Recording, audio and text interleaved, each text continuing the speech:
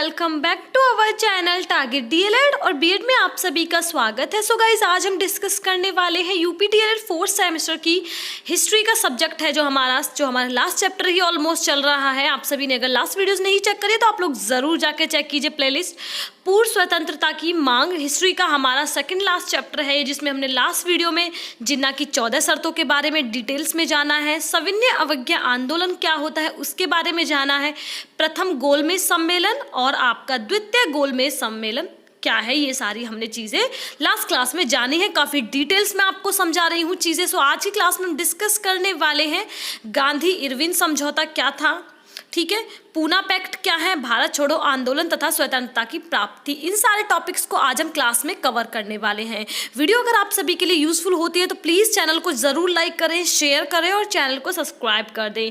सो आप सभी जानते हैं कि मेरे चैनल पे आप सभी को जितनी भी पीडीएफ हैं, नोट्स हैं, फाइल्स हैं, इंटर्नशिप फाइल है, आपके लेसन प्लान है, सभी कुछ अवेलेबल है, वो भी विद फ्री पीडीएफ। आप सभी को कोई कॉस्ट कुछ भी पे नहीं करना है, सिर्फ आपको एक कमेंट बॉक्स में कमेंट कर देना है जिसके भी आपको नोट चाहिए। यूपी डीएलएड फोर्थ सेमेस्टर की जल्दी से जल्दी आप सभी के लिए बुक्स लेकर आ रही हूँ फ्री में। सो वीडियो को स्टार्ट करते हैं। काफी इंपॉर्टेंट नोट्स आपके चल रहे हैं। देखिए सबसे पहले जानते हैं गांधी इरविन समझौता जो कि आपका 5 मार्च 1931 डेट है। देखिए गांधी जी 26 जनवरी 1931, देखिए डेट आपसे काफी पूछी जा सकती है, यानी कि ये जो आपका 26 जनवरी 1931, यहाँ पर आपको 25 डेट भी देखने के लिए मिल सकती है और 26 भी। इस दिन आपका गांधी इरविन समझौता हुआ, ठीक है। लंदन में आयोजित प्रथम गोलमेज सम्मेलन की असफलता और असहयोग आंदोलन की व्यापकता ने सरकार के सामने यह स्पष्ट कर दिया कि कांग्रेस और गांधी जी के बिना भारत की राजनीतिक समस्या का समाधान आसान नहीं है। यानी कि इसके बाद प्रथम गोलमेज सम्मेलन मैंने आपको भी डिटेल्स में बताया था लास्ट क्लास में, यानी कि प्रथम गोलमेज सम्मेलन की असफलता के कारण और असहयोग आंदोलन की व्यापकता ने सरकार के सामने यह स्पष्ट कर दिया था कि भाई जो कांग्रेस और गांधी जी के बिना भारत में जो राजनीतिक समस्या का समाधान है वो होना आसान बिल्कुल नहीं है। इसलिए लॉर्ड इरविन ने मध्यस्थता द्वारा गांधी जी से समझौता की बातचीत प्रारंभ कर दी थी। किसने की थी समझौता की बातचीत? गांधी जी के साथ लॉर्ड इरविन ने। गांधी जी ने 26 जनवरी 1931 को जेल से रिहा कर दिए गए। 17 फरवरी से दिल्ली में इरविन और गांधी जी के बीच वार्ता चलने लगी। 5 मार्च 1931 को गांधी इरविन समझौता यानी कि Delhi pact, Gandhi Irwin pact के मसवीदे पर हस्ताक्षर किए गए, ठीक है। यहाँ पर क्या है देखिए 26 जनवरी 1931 ईस्वी को गांधी जी इरविन समझौता हुआ, ठीक है, जिसके अनुसार यह तय हुआ था वहां पर कि जब सत्याग्रह बंद कर दिया जाएगा और सभी राजनीतिक कैदी छोड़ दिए जाएंगे तब कांग्रेस गोलमेज सम्मेलन में भाग लेगी। ये थी शर्तें। द्वितीय गोलमेज सम्मेलन में भाग लेने के लिए कांग्रेस के एकमात्र प्रतिनिधि के रूप में सिर्फ भारतीय गांधी जी थे जो लंदन गए थे, ठीक है। वहां उन्होंने भारत के लिए पूर्ण स्वतंत्रता की मांग की, जो आपका चैप्टर भी है। जब ब्रिटिश सरकार के द्वारा स्वीकार नहीं किया गया और गांधी जी विक्षुब्ध होकर भारत लौट आए, भारत लौटकर गांधी जी ने देखा कि सरकार तो दमन करने पर तुली हुई है, तब ये चीजें स्टार्ट की गई। जानते हैं गांधी जी इरविन समझौता के अनुसार सरकार ने निम्नलिखित वादे किए थे। वो वादे क्या क्या है वो वादे देख लेते हैं। नंबर 1 है सरकार सभी राजनीतिक बंदियों को रिहा कर देगी, यानी कि गांधी जी इरविन के समझौते के अनुसार ये बातें हम कर रहे हैं कि सरकार जितने भी राजनीतिक बंदियों को उन्होंने जेल में डाला था उन्हें रिहा कर देगी, ठीक है। जिन लोगों की संपत्ति आंदोलन के दौरान जब्त की गई वो वापस कर दी जाए। देखिए जो आंदोलन हुए थे भारत में, उन आंदोलन के दौरान कुछ आंदोलनकारियों की संपत्ति को जब्त कर लिया गया था, उसको वापस दिया जाएगा। 3rd है सरकार दमन बंद कर आंदोलन के जारी किए गए सभी अध्यादेशों और उनसे संबंधित मुकदमों को वापस ले लेगी, ठीक है। भारतीयों को नमक बनाने की छूट दी जाएगी। देखिए नमक पर आपका पता है नमक सत्याग्रह हुआ था, तब हमें नमक के बारे में हमें जो भी डिटेल्स थी या नमक बनाने का जो भी हमारा गमन था वो स्टार्ट हुआ था, तो इसके बारे में भी शर्त रखी गई थी, भारतीयों को नमक बनाने की छूट दी जाएगी। जिन लोगों ने आंदोलन के दौरान सरकारी नौकरियों से त्याग पत्र दे दिया था उन्हें सरकार पुनः वापस लेने का विचार करेगी। देखिए आंदोलन जब चला था हमारे भारत में तो कुछ सरकारी नौकरियों वाले लोगों ने अपना त्याग पत्र यानी कि रेस्टिगेशन लेटर दे दिया था कि हमें अब ये जॉब नहीं करनी, तो उनकी इसमें भी मांग थी कि सरकार पुनः यानी कि फिर से उन्हें वापस लेने का विचार जरूर करे। ये कुछ शर्तें थी या समझौते थे जो गांधी जी इरविन समझौते के अनुसार सरकार ने निम्नलिखित वादे किए थे। ठीक है, थोड़ा सा अगर मैं आप सभी को अपने शब्दों में बताऊं, यहाँ पर आपका गांधी इरविन समझौता या गांधी इरविन समझौता जो था या उसके अनुसार जो भी शर्तें रखी गई वो मैंने आप सभी को डिटेल्स में बता दी। आई होप आप सभी को क्लियर हो गई है और सारी चीजें मैं आपको डिटेल्स में बताते हुए चल रही हूँ। अभी मैं आपसे डिस्कस करने वाली हूँ पूना समझौता या जिसे हम पूना पैक्ट के नाम से भी जानते हैं। फर्स्ट मैं आपको ये बताऊंगी, फिर आपको बताऊंगी पूना पैक्ट पर एक संक्षिप्त टिप्पणी किस तरह आप लिख रहे हैं। देखिए, पूना समझौता 24 सितंबर 1932 ईस्वी को हुआ है।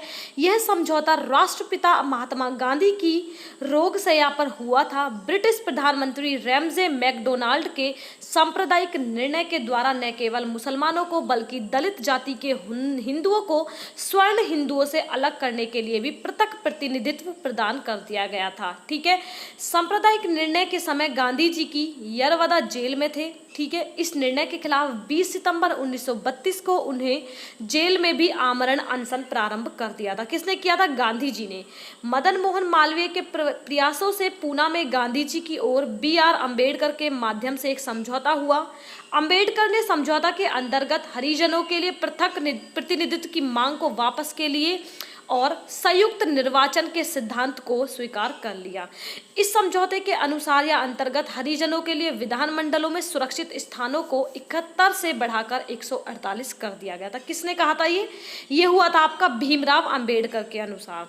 इसी समय रविन्द्रनाथ टैगोर ने गांधी जी के बारे में कहा था कि भारत की एकता और उनकी सामाजिक अखंडता के लिए यह उत्कृष्ट बलिदान है। हमारे व्यक्तित्व हृदय आपकी महान तपस्या का आदर और प्रेम के लिए अनुसरण करेंगे। अब थोड़ा सा अगर मैं डिटेल्स में बताऊं आपको तो देखिए, भीमराव अंबेडकर का मानना था कि दलित वर्ग की समस्याओं का समाधान तथा उनकी सामाजिक कमजोरियों का निवारण केवल राजनीतिक सशक्तिकरण द्वारा किया जा सकता है। ठीक है, सेकंड उन्होंने कहा था इस विषय पर गांधी जी ने उनका गंभीर विवाद हुआ। इस बीच ब्रिटिश सरकार ने अंबेडकर की बात मान ली और इसे विरोध से गांधी जी का आमरण जो अनशन था जेल में वो क्या हुआ? प्रारंभ कर दिया। अन्य राष्ट्रवादी नेताओं की मध्यस्थता से गांधी जी और से अंबेडकर के 20 सितंबर 1932 ईस्वी में एक समझौता हुआ जिसे हम किसके नाम से जानते हैं? पूना पैक्ट और आपके पूना समझौता के नाम से जानते हैं। इस समझौता के अनुसार देखिए, दलित वर्ग को प्रांतीय एवं केंद्रीय विधायी परिषदों में आरक्षित सीटें मिल गई थी। ठीक है, उनके लिए मतदान सामान्य निर्वाचन क्षेत्रों में ही होने की व्यवस्था की गई थी। ये था आपका पूना समझौता और पूना पैक्ट। जो आपका लिखा हुआ है वो बहुत इंपॉर्टेंट है, जो मैंने खुद बताया वो आप लोग लिख लीजिए। अब चलते हैं आपके नेक्स्ट टॉपिक पर। अब हम डिस्कस करने वाले हैं डिटेल में भारत छोड़ो आंदोलन। देखिए, सबसे पहले हम जानेंगे भारतीय इतिहास क्या था। देखिए, हाल ही में भारत छोड़ो आंदोलन की 77वीं वर्षगांठ मनाई गई थी। ठीक है, ऐसा माना जाता है कि यह भारतीय स्वतंत्रता आंदोलन का आखिरी सबसे बड़ा आंदोलन था। ठीक है, जिसमें सभी भारतवासियों ने एक साथ बड़े स्तर पर भाग लिया था। कई जगह समांतर सरकारें भी बनाई गई। स्वतंत्रता सेनानी भूमिगत होकर भी लड़े थे। यह आंदोलन ऐसे समय में प्रारंभ किया गया था जब द्वितीय विश्व युद्ध यानी कि आपका सेकेंड वर्ल्ड वॉर जारी था। औपनिवेशक देशों के नागरिक स्वतंत्रता के प्रति जागरूक हो रहे थे और कई देश में साम्राज्यवाद एवं उपनिवेशवाद के खिलाफ आंदोलन तेज होते जा रहा था। ठीक है, अब जानते हैं आंदोलन के बारे में। 8 अगस्त 1942 को महात्मा गांधी द्वारा भारत में ब्रिटिश शासन को समाप्त करने के लिए एक स्पष्टीकरण प्रस्तुत किया गया, जिसके तहत मुंबई में अखिल भारतीय कांग्रेस समिति यानी कि ऑल इंडिया कांग्रेस कमेटी के सत्र में भारत छोड़ो आंदोलन शुरू करने का आह्वान किया गया था। कब किया गया था? 8 अगस्त 1942 को। गांधी जी ने ऐतिहासिक ग्वालियर टैंक मैदान में दिए गए अपने भाषण में करो या मरो का नारा दिया था, जिससे अब अगस्त क्रांति मैदान यानी कि अगस्त क्रांति मैदान के नाम से भी जाना जाता है। कहाँ दिया था उन्होंने? ये गांधी जी ने ऐतिहासिक ग्वालियर टैंक में दिए गए भाषण को। अरुणा आसफ अली को स्वतंत्रता आंदोलन में ग्रैंड ओल्ड लेडी के रूप में जाना गया, जिन्हें भारत छोड़ो आंदोलन के दौरान मुंबई के ग्वालियर टैंक मैदान में भारतीय ध्वज फहराने के लिए जाना जाता है। किसको? अरुणा आसफ अली को।